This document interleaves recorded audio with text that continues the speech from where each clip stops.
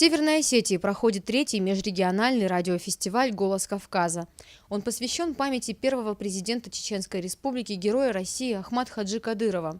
Сначала он проходил в Чечне, затем в Ростове-на-Дону.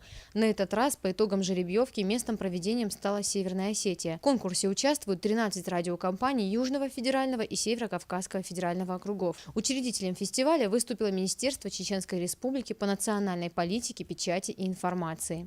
В этом году, принимают участие все республики, опять-таки.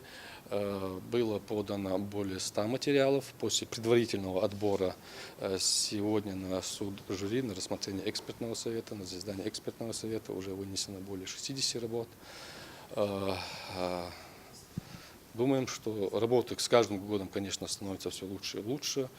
Жюри сегодня тоже оценило работу. Отбор лучших работ проходит в 2 номинациях. Оцениваются информационные и тематические выпуски с учетом специфики местного вещания. Все работы потом будут выкладываться же на сайт фестиваля. И, то есть люди, которые живут на другом континенте, могут послушать, и это для них будет уже такой образовательного плана. То есть, это, скорее всего, у нас еще и такая социальная миссия, то есть показать, что Кавказ это намного больше, чем просто Кавказ. После первого подобного фестиваля появился радиожурнал «Зори Кавказа». После второго – сайт. Организаторы надеются, что после следующего фестиваля начнет работу программное радио, которое станет информационной площадкой для всех кавказских регионов.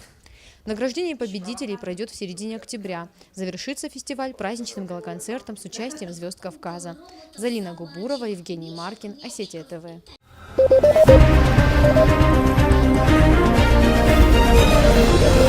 Thank you.